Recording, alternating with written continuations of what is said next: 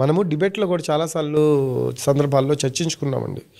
ఒక సుధాకర్ లాంటి వాళ్ళు ఎంతో మంది సఫర్ అయ్యారు వైసీపీ గవర్నమెంట్ లో కూడా అనేది మనం చాలాసార్లు డిస్కస్ చేసుకున్నాము. వాళ్ళ కుటుంబమే ముందుకొచ్చి చెప్పింది. కుటుంబం చెప్పిన దుష్ప్రచారం.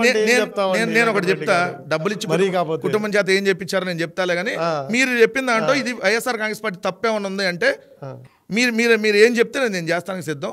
నేను అడిగిన దాన్ని మీరు సమాధానం చెప్పండి. డాక్టర్ సుధాకర్ ఎవరు చెప్పండి?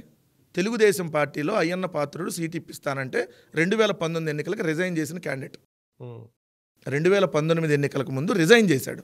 ఏది ఎమ్మెల్యే సీట్ ఇప్పిస్తానంటే 2019 ఎన్నికల్లో ఎమ్మెల్యే సీట్ ఇవ్వాల. అతని రిజిగ్నేషన్ వాళ్ళే ప్రభుత్వంలో ఉన్నారు కాబట్టి ఆమోదించాలి. అప్పుడు ఎందుకు సీట్ ఇవ్వలేదు కాబట్టి, సీట్ ఇస్తే ఆమోదించేవాళ్ళు. తర్వాత ఏదైతే ఆయన మళ్ళీ జాబ్లో జాయిన్ అయ్యాడు తిరిగి. అయ్యన్న పాత్రుడి దగ్గరకు ఆయన వెళ్ళి రెగ్యులర్ కలుస్తున్నటువంటి అన్ని సీసీ ఫుటేజ్లు మీకు ఉన్నాయి.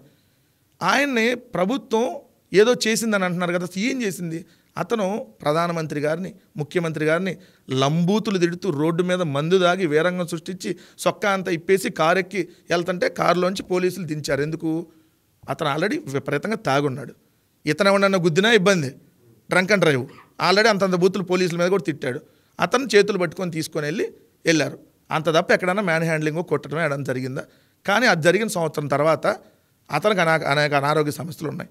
గుండెపోటుతో దేంతో చనిపోతే దీనికి వైఎస్ఆర్ కాంగ్రెస్ పార్టీకి ప్రభుత్వానికి ఏం సంబంధం అండి? మీరు ఎలా చెప్తున్నారంటే మాకు ప్రభుత్వంలో జరిగిన మొత్తము ఎటువంటి హత్యలు జరిగినా, ఎటువంటి ఇష్యూస్ జరిగినా అన్ని మంచిగా నేను ప్రమేయం లేకుండా జరిగినాయని మీరు చెప్పే ప్రయత్నం చేస్తున్నారు. అరే ఇప్పుడు అక్కడ ఏమైనా కొట్టి చనిపోతే మీరు అన్నట్టుగా మా ప్రభుత్వం మీద ఆపాదిస్తాం సార్. ఆ ఇష్యూ జరిగిన సంవత్సరం తర్వాత చనిపోతే దానికి వైఎస్ఆర్ కాంగ్రెస్ పార్టీకి ఏం సంబంధం? జరిగిన ఇష్యూని మాట్లాడారు. వినుకొండలో వచ్చిన ఈ జరిగిన ఇష్యూ అంటే ఏ ప్రభుత్వానికి సంబంధించి నేను మాట్లాడలేదు. వినుకొండ జరిగిన ఇష్యూ మీరు మాట్లాడారు. వాళ్ళకి అంతర్గతంగా ఉండి వాళ్ళు కొట్టుకొని చంపుకున్నారు. ప్రభుత్వానికి ఎందుకు ఆపాదిస్తున్నారు? అప్పుడు మీరు ఎవరు ఏ పార్టీలో జరిగింది? అరే ఇప్పుడు మరి ఏ పార్టీ జరిగింది? అప్పుడు వైసీపీలో ఉన్న సుధాకర్ పార్టీ వాడు చంపారండి అతన్ని. మా పార్టీ వాడు చంపాడు. మీ పార్టీ వాళ్ళకి సంబంధించి అతన్ని ఎన్నో రకాలుగా వైరల్ చేసి పోస్టులు పెట్టి కించపరిచే ప్రయత్నం చేస్తారు. అతన్ని మానసికంగా కృంగదీశారు అంతా అనేది బయట ఓపెన్ గా చెప్పారు ఫ్యామిలీ వాళ్ళు కూడా. ఫ్యామిలీ వాళ్ళ తెలుగుదేశం ఫ్యామిలీ వాళ్ళ. అరే ఇప్పుడు ఆయన తెలుగుదేశం ఈ పాయింట్ కి వచ్చారు. ఈ పాయింట్ అయ్యన్న పాత్రుడు అలాంటప్పుడు అయ్యన్న పాత్రుడు ఎవరు? నేను తెలుగు అడుగుతున్నా, మీకు నా తెలుగు అర్థం కాకపోతే వేరే భాష చెబుతా.